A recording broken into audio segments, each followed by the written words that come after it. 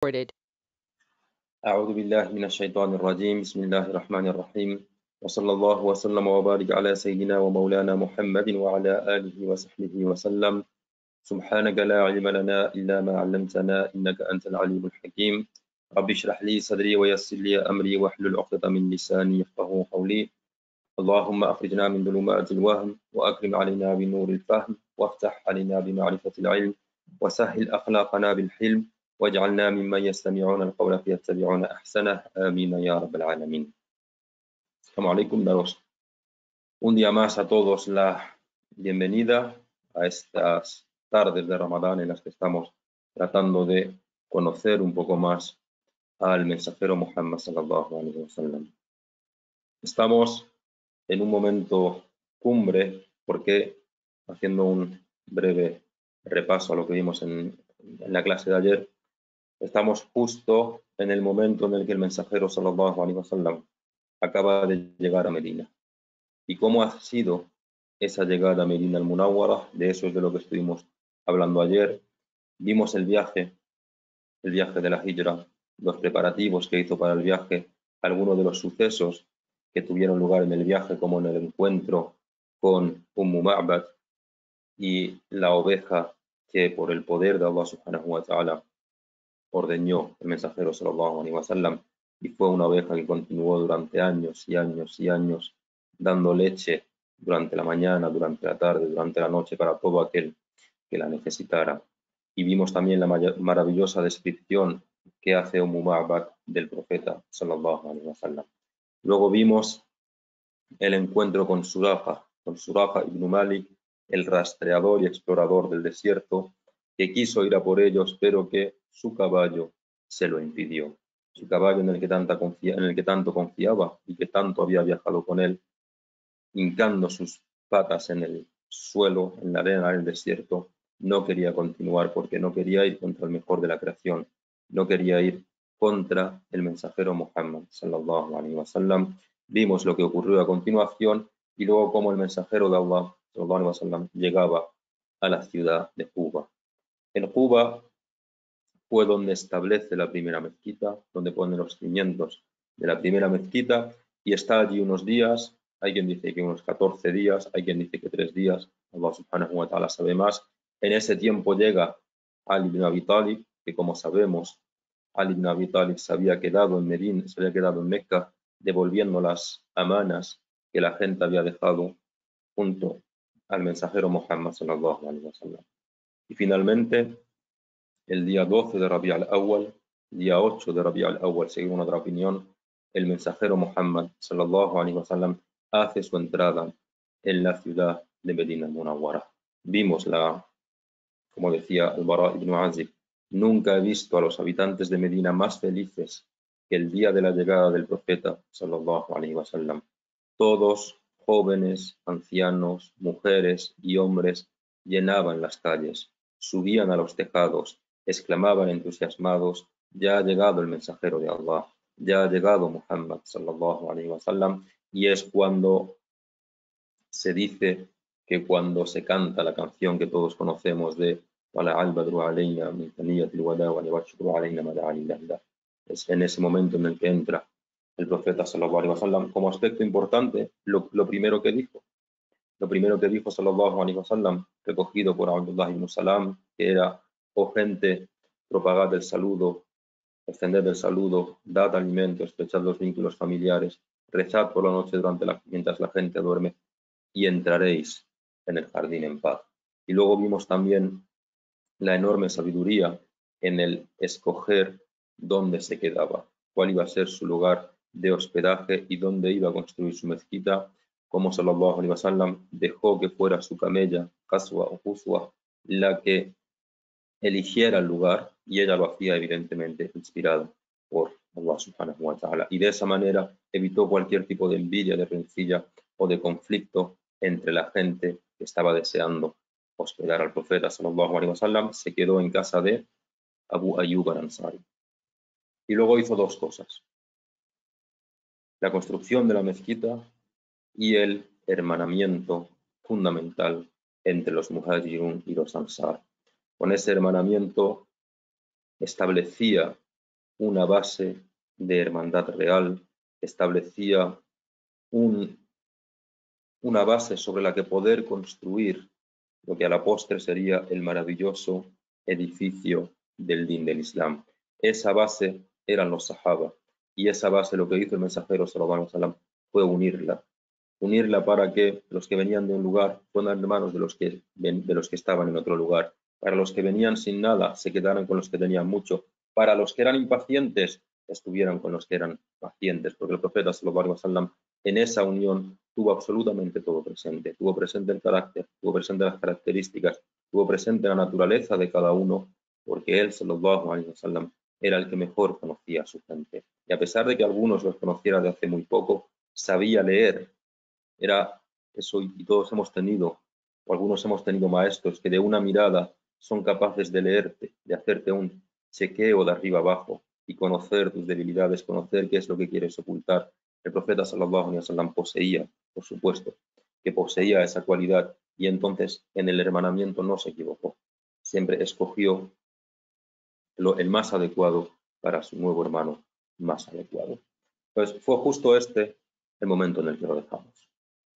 Nos encontramos en Medina al-Munawwara, esa ciudad ahora sí Munawwara, ahora sí luminosa, porque ha llegado a ella el mejor de la creación, sallallahu alaihi wasallam. Nos encontramos en el comienzo de la Hijra, en los primeros meses de la Hijra. ¿Cuál era la situación en Medina en ese entonces? La situación en Medina, cuando llega el mensajero sallallahu alaihi wasallam, es una situación en la que están los musulmanes por un lado, están los paganos por otro lado, y luego están los judíos. Hay tres grandes tribus de judíos establecidas en Medina y en los arrabales, en los alrededores de Medina. Está Banu Qurayza, Banu Nadir y Banu Qaynuqa. Son tres grandes tribus de judíos establecidas en Medina. Con ellos, el mensajero sallallahu alaihi wasallam llega a tratados, llega a pactos con todos y cada uno de ellos. Y lo hace el profeta sallallahu alaihi wasallam de una manera muy inteligente.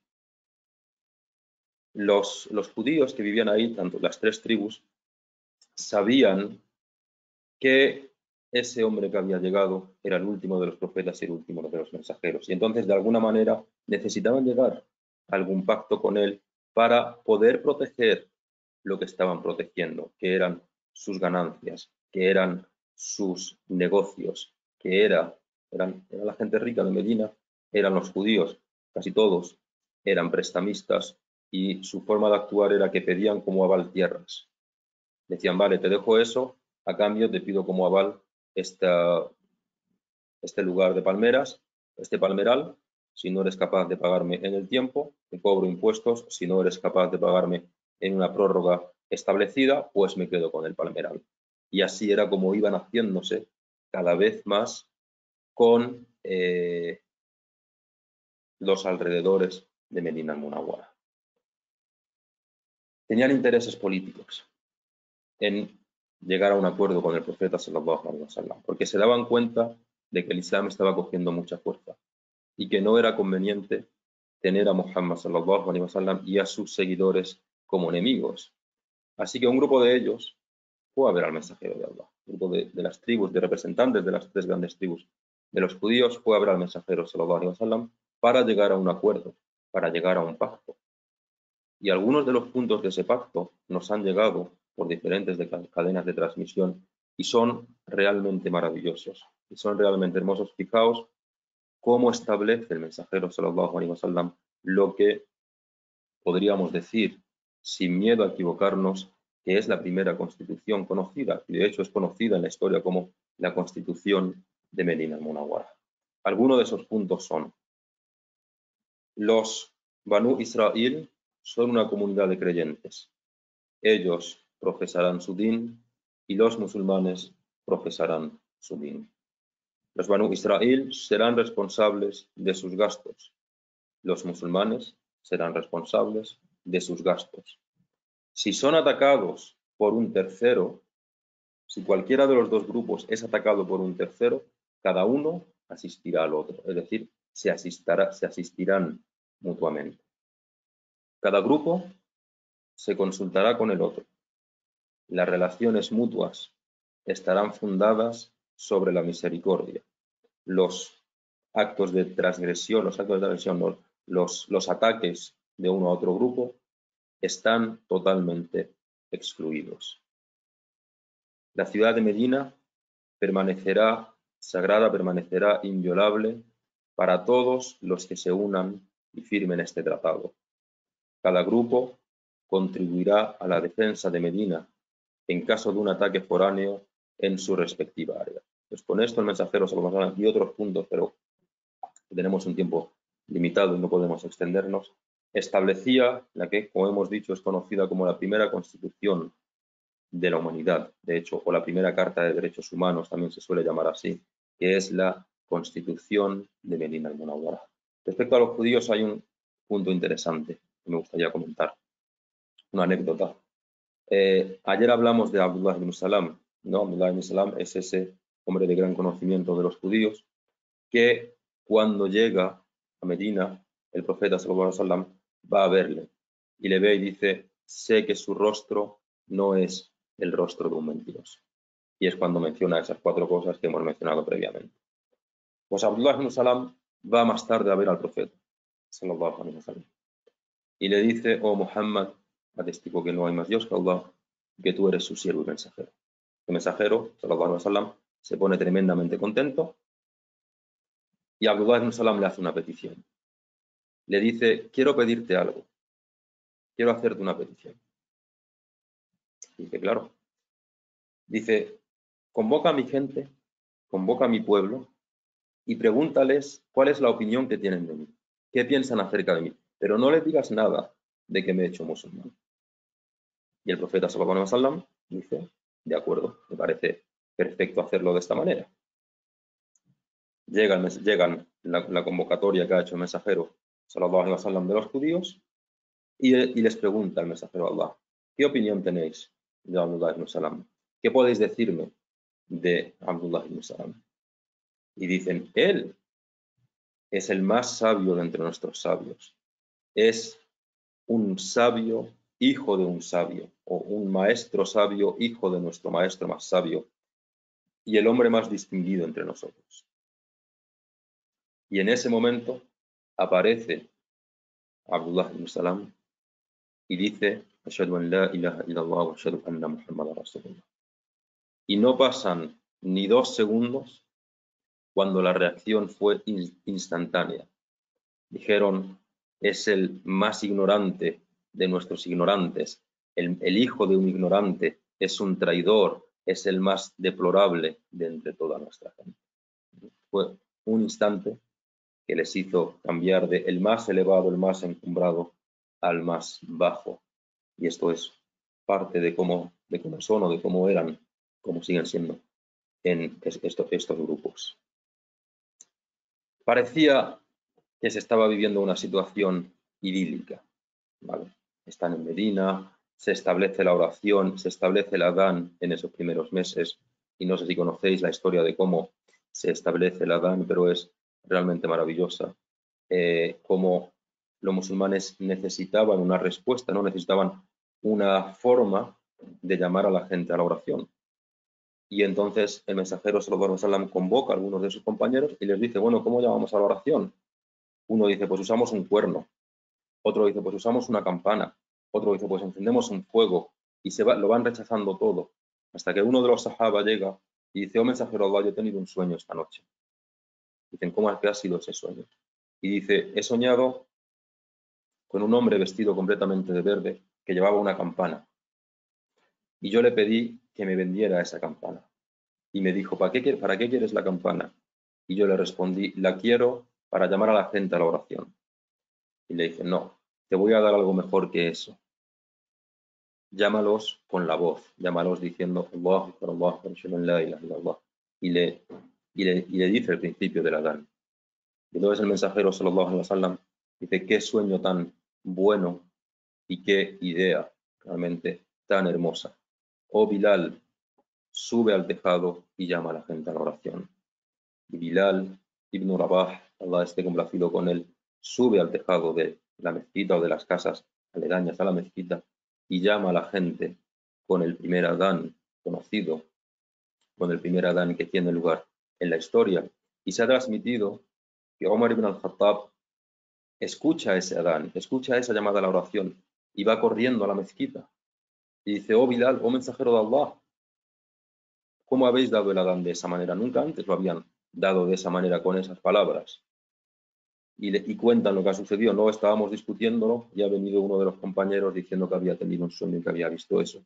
Y dice a Omar: por Allah, que yo esta noche he tenido también un sueño en el que he escuchado exactamente las mismas palabras y me levanté diciendo: esta tiene que ser la llamada a la oración para la umma de Muhammad sallallahu alaihi wasallam. Y así fue como realmente fue. Entonces, esos primeros meses son idílicos.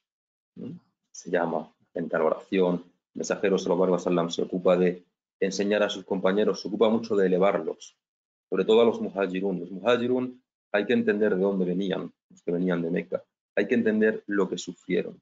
Hay que entender lo que vivieron y cómo les costaba sacar a la luz ese din del Islam. Y el mensajero sallallahu alaihi wasallam en esos primeros meses es cuando les da ese orgullo de que afirmen esa identidad, de que se reafirmen en lo que son. Todos esos hadices que hablan de mi umma es la mejor de las comunidades y todo eso son en esos primeros meses, la mayoría de ellos, en los que el profeta sallallahu alaihi wasallam quiere que sus compañeros, sobre todo los muhajirun, pero también los ansar, se reafirmen en lo que son, se asiente el imán fuertemente en sus corazones y se sientan orgullosos de pertenecer a la umma de Muhammad sallallahu alaihi wasallam. A eso dedica esos primeros meses en Medina al-Munawwara. Hasta que llega una ley que cambia por completo toda la situación. Es revelada la ley en la que Allah subhanahu wa ta'ala dice: a quienes luchen por haber sido víctimas de alguna injusticia, les está permitido luchar y verdaderamente Allah tiene poder para ayudarles.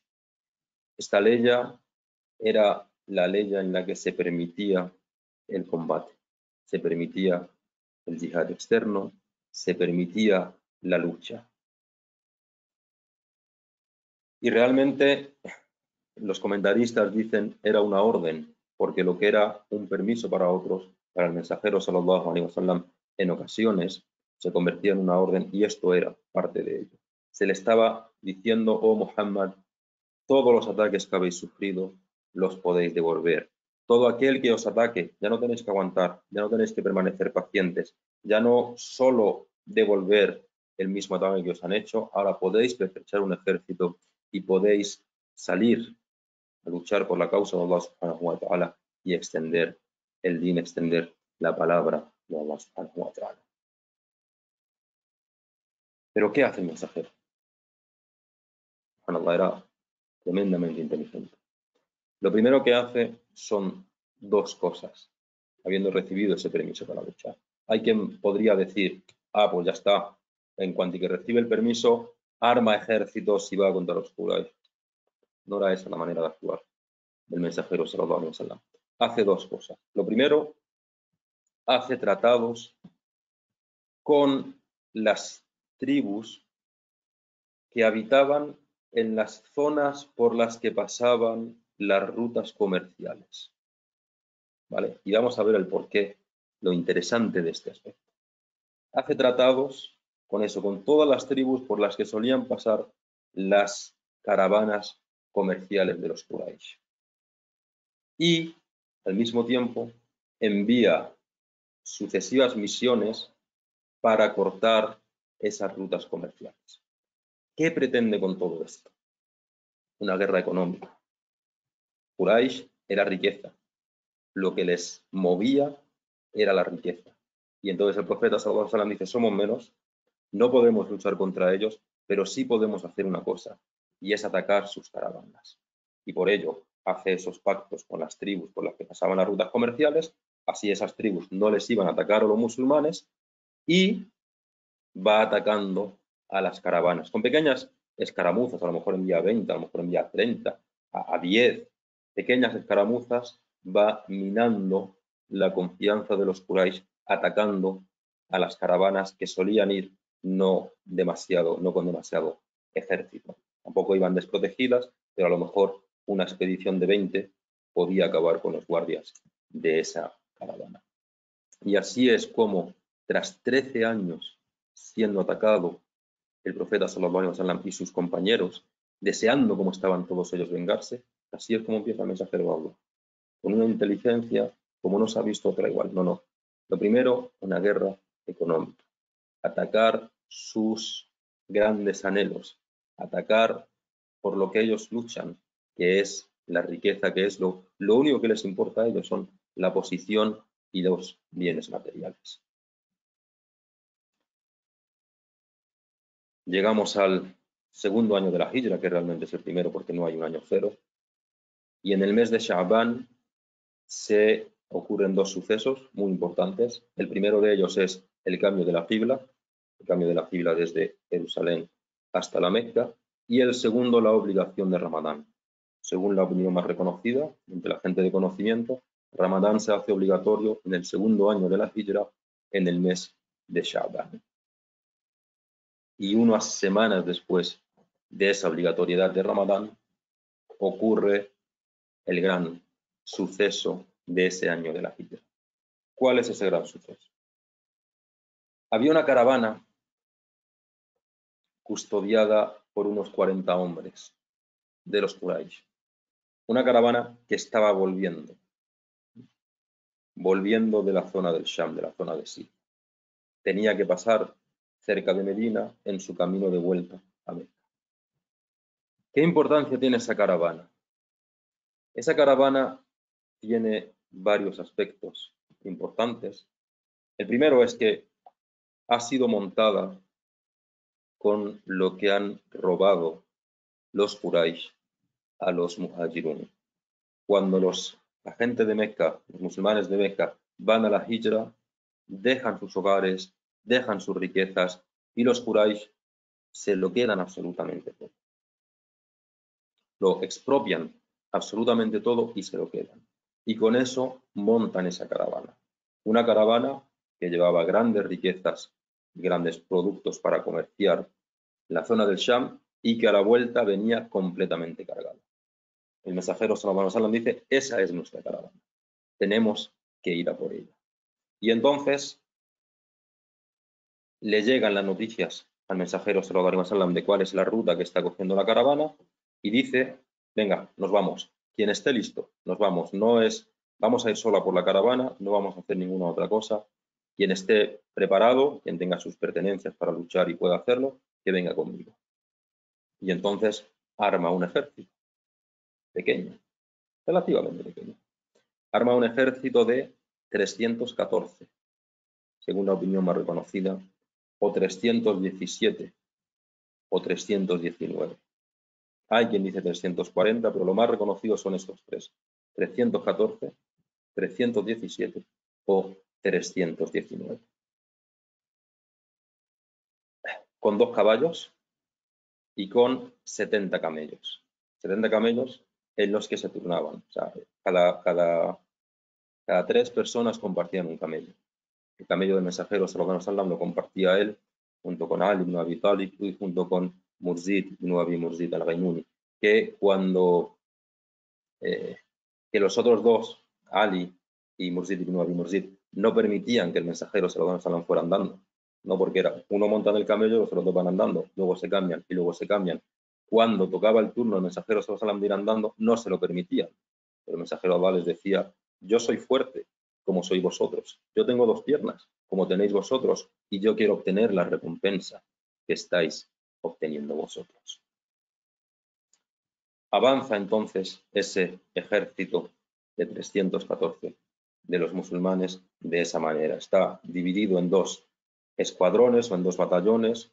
El batallón de los Muhajirun, con un estandarte llevado por Ali ibn Abi Talib, y el batallón de los Ansar, cuyo estandarte lo llevaba Sa'd ibn Mu'adh. Le llegan noticias a Abu Sufyan tenían siempre espías y enviaban espías para ver por dónde se movía el enemigo, le llegan las noticias a Abu Sufyan de que ese ejército va a ir a por su caravana y rápidamente envía un emisario a Mecca. Ese emisario va corriendo a la Meca. Cuando llega allí comienza a gritar: oh gente de Quraysh, vuestras mercancías que están con Abu Sufyan, la caravana va a ser interceptada por Muhammad y por sus compañeros, no puedo decir lo que pasará, necesitamos vuestra ayuda, sacad todo lo que podáis, acudid prestos al combate, porque si no vais a perderlo todo. Claro. Los clanes de Quraysh, cuando ven que van a perder sus riquezas, rápidamente montan un ejército. Todos los clanes de Quraysh, excepto el clan de los Banu Ali. ¿Cuántos reúnen? 1.300.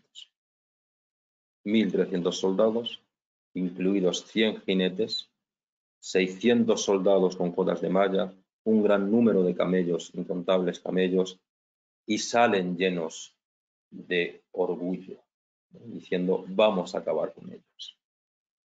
Y como dice Allah subhanahu wa ta'ala, no seáis como esos, haciendo referencia a este ejército de los Quraysh que salió, no seáis como esos que salieron de sus casas con arrogancia y haciendo ostentación ante la gente mientras apartaban del camino de Allah subhanahu wa ta'ala. Entonces tenemos a los musulmanes que están subiendo, que están yendo de Meca hasta la zona de Badr donde estaba la caravana. La caravana, Abu Sufyan, que era un zorro viejo, dándose cuenta de la situación, bordea el mar, bordea por la costa del mar y lleva a la caravana de vuelta a Mecca sana y salva. Pero el ejército de Mecca ya ha salido. Ya ha salido y le llegan las noticias al ejército de Mecca de que Abu Sufyan ha puesto la caravana a salvo, pero Abu Jahl dice: no volvemos. Juro que iremos a Badr y celebraremos un festejo durante 3 días y 3 noches, en el que sacrificaremos camellos y beberemos vino. Las tribus vecinas nos verán y querrán ser como nosotros. Se darán cuenta de que no tememos a nadie. Tras esto, y dada nuestra grandeza, nadie se atreverá a atacarnos. Seremos el ejército invencible de los Quraysh.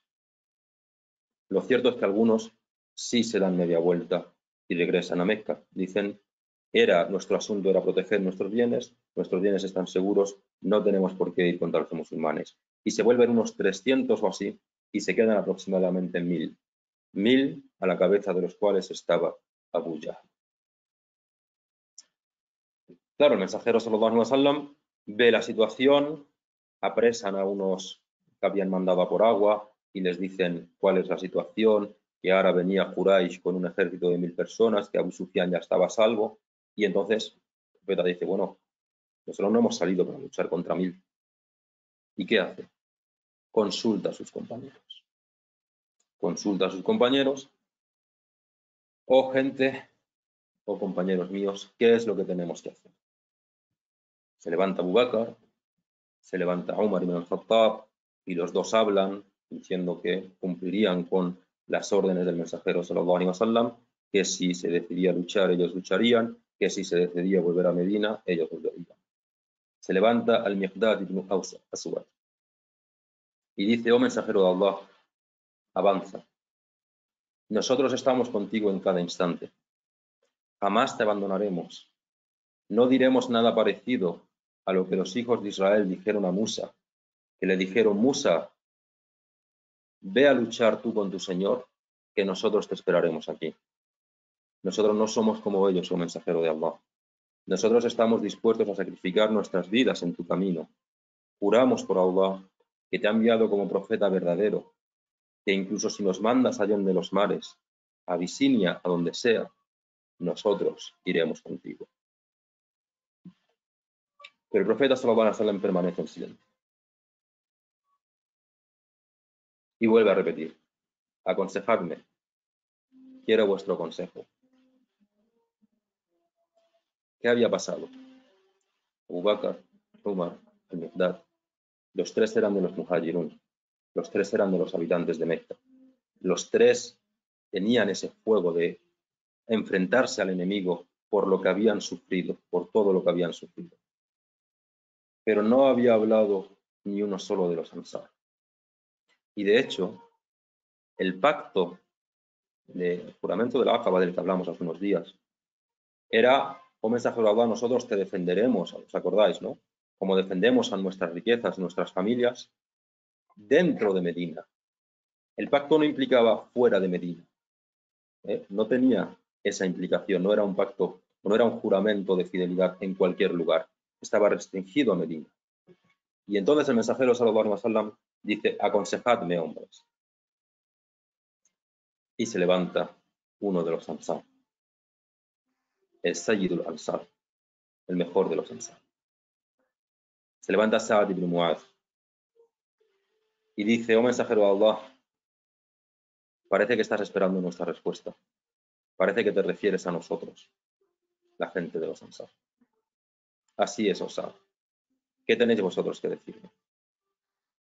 Y Sa'd ibn Mu'adh dice: oh mensajero de Allah, nosotros creemos en ti, afirmamos tu veracidad, damos fe de que has traído la verdad y te hemos dado nuestra palabra y nuestro compromiso de oír y obedecer, y lo haremos sea donde sea. Así que ve a donde quieras, que nosotros estamos contigo. Y por Allah, que si nos pidieras que cruzásemos este mar y entrases tú en él, nosotros entraríamos en él contigo. Ni uno solo de nosotros, oh mensajero de Allah, se quedaría atrás. No nos disgusta la idea de enfrentarnos al enemigo. Somos expertos en la guerra. Somos fiables en el combate. Puede que Allah te permita que te mostremos algo, es decir, nuestra valentía, que te cause alegría. Así que guíanos con la bendición de Allah, que nosotros iremos contigo. Estas palabras solo podían ser dichas por alguien como Sa'd ibn Mu'adh. Sa'd ibn Mu'adh era conocido como Sayyidul Ansar, el señor de los Ansar, el más noble de los Ansar. Sa'd ibn Mu'adh falleció en el 5º año de la Hijra, y hablaremos del suceso que causa su muerte. Pero se ha transmitido que era tan amado por Allah subhanahu wa ta'ala que Allah ordena que a su entierro acudan 70.000 ángeles. 70.000 ángeles, o 7.000 según la transmisión, acuden al entierro de Sa'd ibn Mu'adh. Y se ha transmitido que Sa'd ibn Mu'adh era un hombre grande, era un hombre fuerte, y que los sahaba que llevaban el cuerpo para enterrarlo una vez ya amortajado, dijeron: era totalmente liviano, no sentíamos ningún peso. Y el profeta sallallahu alaihi wasallam les dijo: porque no estáis cargando vosotros con el peso. Los ángeles estaban cargando con el cuerpo, con el peso de Sa'd ibn Mu'adh. Y en una ocasión, hablando de él, ya una vez fallecido, dijo: si un solo ser humano estuviese libre del castigo, del tormento de la tumba, ese sería Sa'd ibn Mu'adh, porque el trono tembló el día de su muerte por el estremecimiento de la muerte de Sa'd ibn Mu'adh. El papel de Sa'd ibn Mu'adh fue, subhanallah, y se hizo musulmán con Umayr.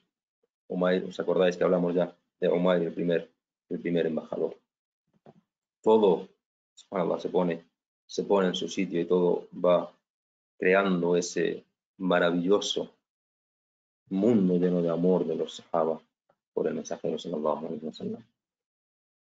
Entonces, el mensajero ya le queda claro que los sahaba van a ir a luchar y que van a ir tanto los muhajirun como los ansar. Y dice entonces: avanzad y alegraos, pues Allah me ha prometido una de las dos. Hay quien dice que es o la caravana o la batalla, hay quien dice que es o la victoria en la batalla o el morir como mártires. Y por Allah, añade el mensajero sallallahu alaihi wasallam, es como si estuviese viendo al enemigo cayendo bajo nuestros pies. Siguen avanzando y llegan a la zona de Badr. Y aquí tiene lugar un aspecto precioso y maravilloso. El mensajero mira y dice, acamparemos aquí. Aquí acamparemos, aquí montaremos el ejército, aquí lucharemos contra el enemigo. Y uno de los sahaba, imbuido con un enorme respeto y cortesía, dice, oh mensajero de Allah, ¿es inspiración o es tu asunto? ¿Es una orden de Allah o es que tú consideras que lo mejor es esto? Dice, no, es totalmente mi opinión. No he recibido ninguna indicación de Allah de dónde colocarnos ni nada.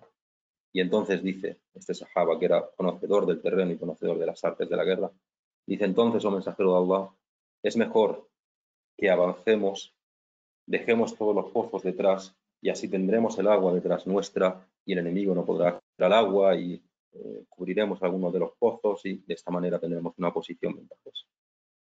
Y el mensajero sallallahu alaihi wasallam dice, qué buena noticia es esa, qué buena recomendación es esa, realmente lo haremos. ¿Qué nos indica esto?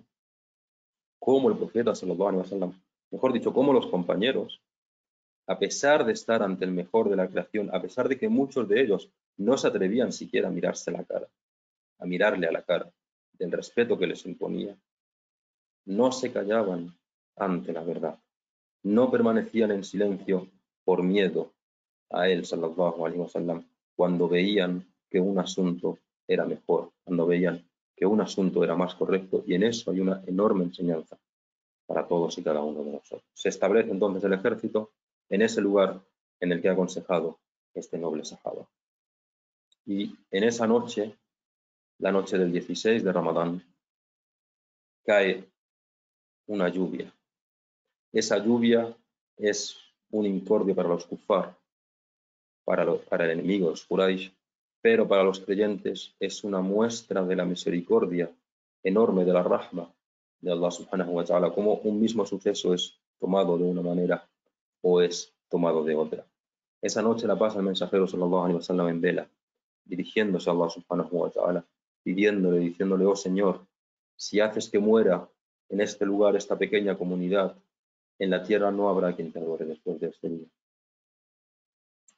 El día 17 de Ramadán sale el sol y en unos instantes iba a comenzar la batalla más importante de la reciente historia del Islam.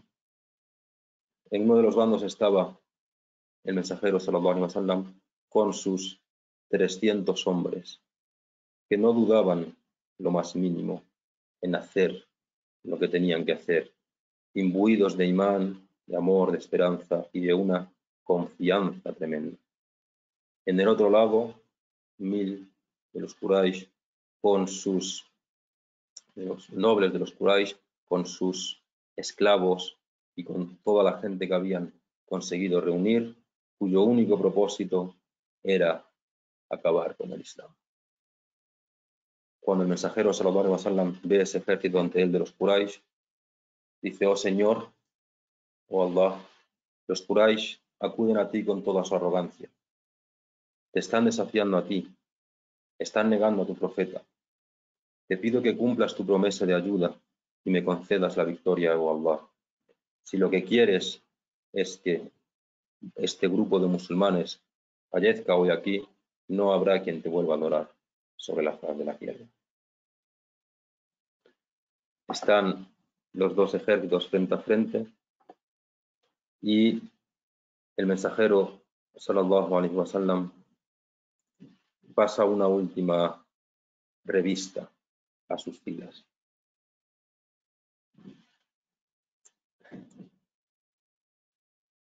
Y está pasando revista, y ve que Sawad ibn Ghaziyya, uno de los sahaba, sobresale de la fila. Y el profeta sallallahu alaihi wasallam iba con una flecha, con un palo, con una flecha en la mano.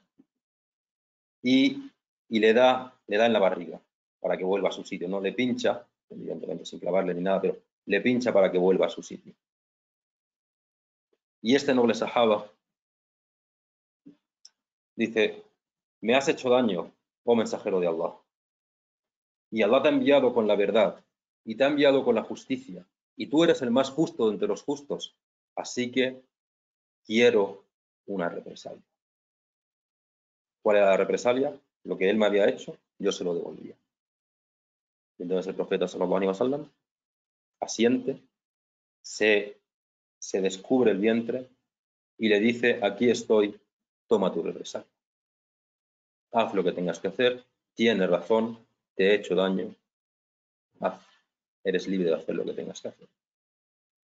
Y Sawad, sin poder contener las lágrimas, besa el estómago, la barriga del profeta sallallahu alaihi wasallam y le dice: oh Sawad, pero ¿por qué has hecho esto? Y le dice un mensajero de Allah: ya ves lo que tenemos delante, ya ves a lo que nos vamos a enfrentar. Puede que no sobreviva a esta batalla. Y como este es mi último momento contigo, he deseado que mis labios tocaran tu piel. A punto de entrar en combate, y el único deseo de los sahaba, o de algunos de los sahaba, era este. Su último deseo era que sus labios tocaran la piel, besaran al profeta Muhammad sallallahu alaihi wasallam. Como era costumbre, en los combates se solían enfrentar los grandes héroes de los dos batallones. Salen por parte de los Quraysh al-Walid ibn Utba, no, Shayba, Utba y Walid, creo recordar. Salen los tres dos hermanos y un hijo. Salen y piden: ¿quién de vosotros, oh musulmanes, va a enfrentarse a nosotros? Se levantan tres de los Ansar, pero el mensajero sallallahu alaihi wasallam les dice: no. No, perdón, no el mensajero sallallahu alaihi wasallam. Los Quraysh dicen: no tenemos nada contra vosotros. Queremos luchar contra los hijos de Abdul Muttalib. Queremos luchar contra ellos. Y se volvieron hacia los musulmanes gritando: oh Muhammad, envía en contra nuestra a nuestros iguales de entre tu gente. Y el profeta sallallahu alaihi wasallam dice: Ali, levántate. Hamza, levántate. Ubaida ibn al-Harith, levántate y acudir a luchar. Y acuden a luchar y los tres vencen cada uno a su enemigo. Ubaida tiene problemas para vencer a su enemigo, pero los otros dos, cuando han terminado, le ayudan. Ubaida ibn al-Harith fue herido en esa contienda y murió luego en el viaje de regreso a causa de esas heridas. Los dos ejércitos se encuentran, el grupo de los que luchaban por Allah y el de los que lo hacían con arrogancia para mostrar su poder, para mostrar su supremacía. La confianza inquebrantable de los musulmanes les hace mantenerse firmes a pesar de la escasez de armas, la escasez de personas. Los Quraysh, incitados por ese orgullo, estaban totalmente convencidos de que el triunfo sería suyo. Los musulmanes tenían que luchar 1 contra 3. Y entonces empiezan a ceder terreno. Empiezan a ceder cada vez más terreno los musulmanes. Parecía que iban a sufrir una trágica, una dolorosa derrota. Y entonces el mensajero sallallahu alaihi wasallam se vuelve a su Señor y le dice: oh Allah, dame la ayuda que me has prometido. Oh Allah, dame la ayuda que me has prometido. Oh Allah, dame la ayuda que me has prometido. ¿Y cuál era esa ayuda que le había prometido a Allah subhanahu wa ta'ala? Dice en su libro, hablando de esto: cuando pedisteis auxilio a vuestro Señor y os respondió que os reforzaría con 1000 ángeles en turnos sucesivos. Y recibieron la orden Jibril, Mikail, Israfil, y cada uno de ellos, dirigiendo a 1000 ángeles, ocuparon sus lugares a la derecha y a la izquierda del profeta sallallahu alaihi wasallam y entraron en el combate. Y al verlo, el mensajero sallallahu alaihi wasallam, con una enorme sonrisa, se dirige a Abu Bakr y le dice: oh Abu Bakr, grandes noticias, la ayuda de Allah ha llegado, la ayuda de Allah ha llegado, ahí está Jibril, está armado, sujeta las riendas de su caballo y espera órdenes en las dunas para atacar. Son muchas las transmisiones fidedignas que hablan de ese encuentro de los ángeles o de ese ejército de los ángeles que van a luchar, como por ejemplo Sahl, Allah esté nacido con él, que dijo: durante la batalla de Badr, veíamos que cuando dirigíamos nuestras espadas contra las cabezas de los enemigos, éstas se separaban de sus cuerpos y caían al suelo antes de que nuestras espadas las tocaran. En ese momento como de ánimo, o de resurgir del ánimo, cuando parecía que todo estaba perdido, el profeta sallallahu alaihi wasallam sale al encuentro de la gente y les dice: oh amados míos, oh compañeros míos, por Allah en cuya mano está el alma de Muhammad, a todo hombre que muera hoy luchando contra ellos, con coraje, decidido, avanzando y sin retroceder, Allah le prometerá el paraíso. Y cuando escucha esto, Umair era un chico de unos 15 o 16 años, está dándose un respiro de la batalla, tomándose un puñado de dátiles, y mira los dátiles con desprecio y los arroja al suelo. Y dice: malditos dátiles, me estáis manteniendo, sois los que me estáis impidiendo entrar al jardín. Y se precipitó al lugar donde el combate era más duro y encarnizado, luchando, dando barrio, luchando, pronunciando un poema en el que decía: en el servicio de Allah no llevas comida, en el servicio de Allah solo llevas taqwa y buenas acciones. Si te has mantenido firme, no has de temer como deberían temer otros, porque nosotros tenemos la promesa de Allah subhanahu wa ta'ala. Allah le dio la victoria a los musulmanes. Allah le dio la victoria a los musulmanes en esta batalla como muestra de su imán, como muestra de su total confianza en él. Y aunque parezca una guerra trágica y únicamente en el bando de los musulmanes fallecieron 14 y en el bando de los Quraysh fallecieron únicamente 70. Pero entre esos 70 estaban los grandes jefes de los Quraysh y entre ellos el gran enemigo del Islam, Abu Jahl. Se dice que cuando el profeta sallallahu alaihi wasallam los enterró a todos esos líderes de los Quraysh y a todos los que habían fallecido de los Quraysh en una fosa común, se quedó quieto unos momentos y luego dijo: oh gente de la fosa, fuisteis unos paisanos malvados con vuestro profeta. Me tachasteis de mentiroso cuando otra gente creyó en mí. Me expulsasteis cuando otra gente me acogió. Luchasteis contra mí cuando otra gente luchó a mi lado. ¿Habéis hallado cierto lo que vuestro Señor os prometió? Porque yo sí he hallado cierto lo que mi Señor me prometió. Y de esta manera el mensajero sallallahu alaihi wasallam se despedía de aquellos que tanto daño le habían hecho a él personalmente y a todos sus compañeros. Vuelven a Medina los musulmanes y Zayd ibn Haritha y Abdullah ibn Rawaha son los encargados de llevar las noticias de la victoria de los musulmanes a Medina. Esperan también todos los musulmanes con algarabía y con felicidad la llegada del ejército. Llega el ejército y el ejército había hecho prisioneros. ¿Qué se hace con los prisioneros? Bueno, antes de qué se hace con los prisioneros, qué maravilla. ¿Qué dicen los prisioneros del trato que recibieron por parte de los musulmanes? Dice uno de ellos: estaba prisionero en la casa de un musulmán de Medina. Me trataban excelentemente bien. Me daban el pan recién horneado que solían hacer por la mañana y por la noche, con lo cual a ellos solo les quedaban los dátiles. Fijaos, le daban lo mejor a los prisioneros. Lo mejor que tenían se lo daban a los prisioneros. Y cada vez que alguien conseguía un trozo de pan o alguna comida buena, me la daba a mí inmediatamente. Yo era un prisionero y me sentía avergonzado. Devolvía el pan a quien me lo había dado, pero éste me lo devolvía de nuevo. Y otro de los prisioneros, se llamaba Yazid, contaba lo siguiente, dice: cuando los musulmanes regresaban a Medina desde Badr, hicieron que nosotros, los prisioneros de los Quraysh, los que habíamos estado luchando contra ellos para tratar de acabar con sus vidas, montáramos los animales, mientras que ellos iban andando a pie a nuestro lado.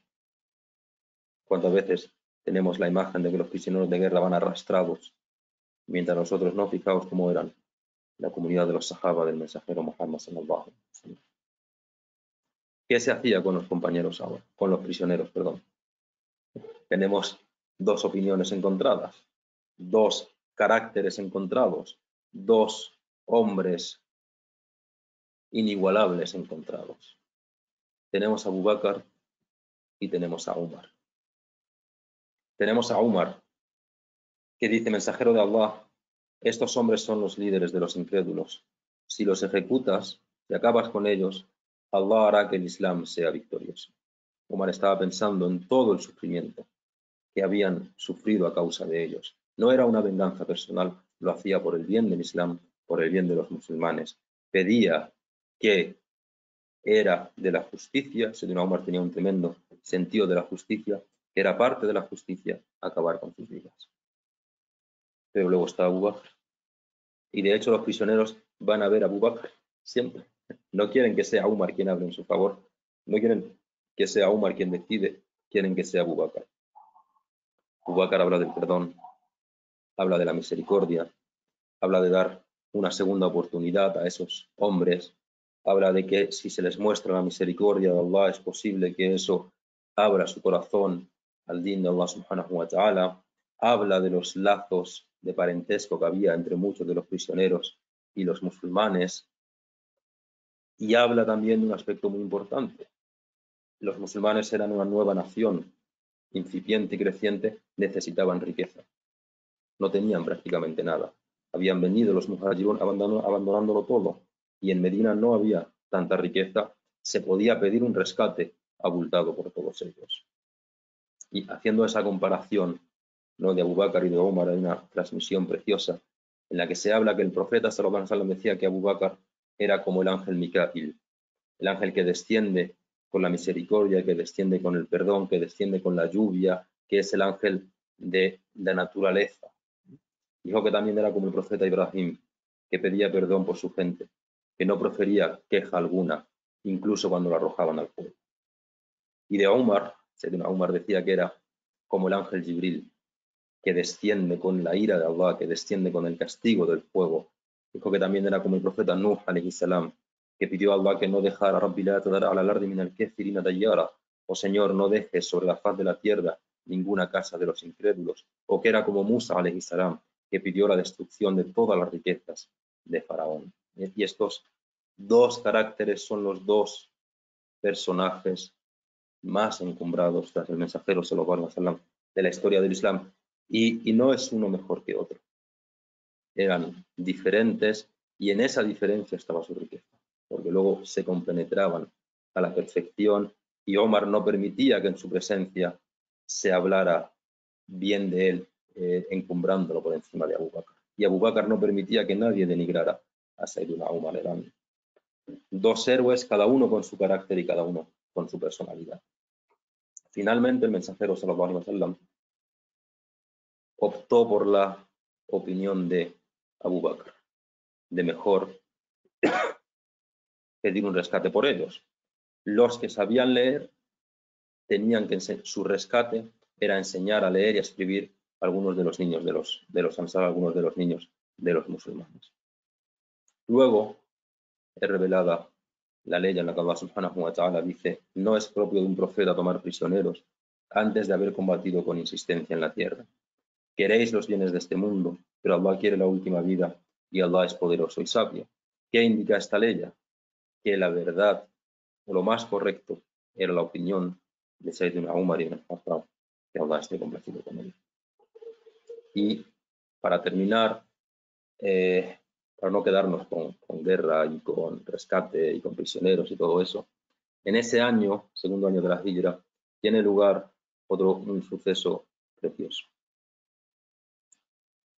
Un matrimonio.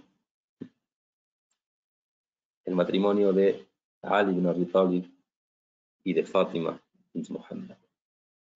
Estaban un día en la mezquita, estaba Abu Bakr, estaba Umar, Sa'd ibn Mu'adh, ese Sayyid de los Ansar, y estaban hablando y dicen: es que todos o la gran mayoría ha intentado o ha pedido la mano de Fátima, pero Ali no lo ha hecho, y todos los que la han pedido nadie ha sido aceptado.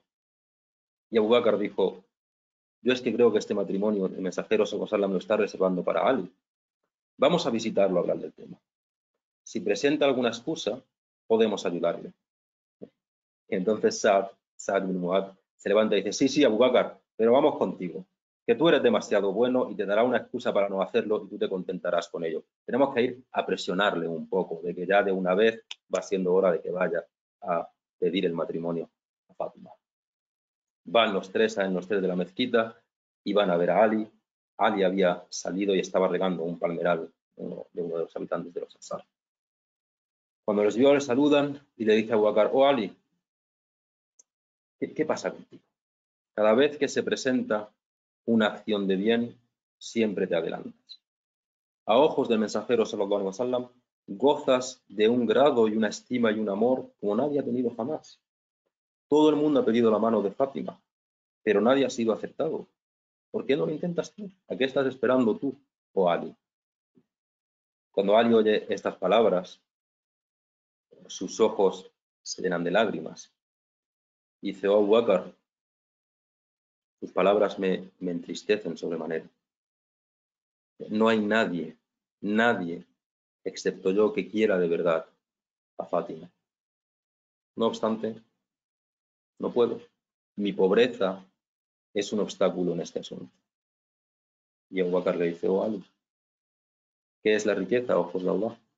¿Qué importancia le da la riqueza? A la riqueza al mensajero, sallallahu alaihi wasallam.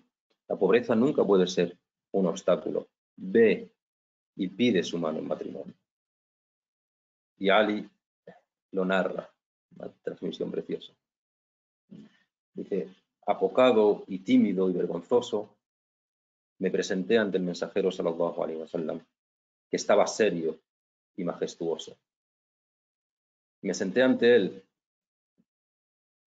pero no pude hablar, ¿no? Es como el que va a su futuro suegro a pedirle la mano de su hija, pero es que él iba a pedírsela al mensajero sallallahu alaihi wasallam. Me senté ante él, pero no pude hablar. Y entonces el mensajero me dijo, ¿para qué has venido, Ali? ¿Necesitas algo? Dice Ali, yo seguí callado. No me atrevía ni a levantar la mirada. Y me dijo, quizás hayas venido para pedirme la mano de Fátima. Y yo lo único que pude decir fue asentir con la cabeza y con un hilo de voz, decir, sí, he venido para eso, mensajero de Allah. El profeta sallallahu alaihi wasallam había hecho que Fátima estuviera detrás de la cortina escuchando todo lo que estaba sucediendo. Y el mensajero, y dice Ali, y me dijo, ¿qué tienes para darle a Fátima como dote? Le dice, oh mensajero de Allah, no tengo nada. Y le dijo, ¿y qué me dices de esa cota de malla de Futami que te di una vez? ¿Qué ha pasado con ella? Todavía la tengo. Dice, véndela y esa será tu dote. Y de esta manera, Ali ibn Abi Talib y Fátima, y luego hay maravillosas historias que hablan de cómo todo, las mujeres de las casas del profeta sallallahu alaihi wasallam preparan todo el ajuar y todo, porque era el matrimonio por excelencia que todos esperaban. Ali, el amado por todos, y Fátima, la que todos tenían en gran estima, y esto tiene lugar 5 meses después de la hijra, y la boda, este contrato tiene 5 meses después de la hijra, y la boda tiene lugar después de la batalla de Badr.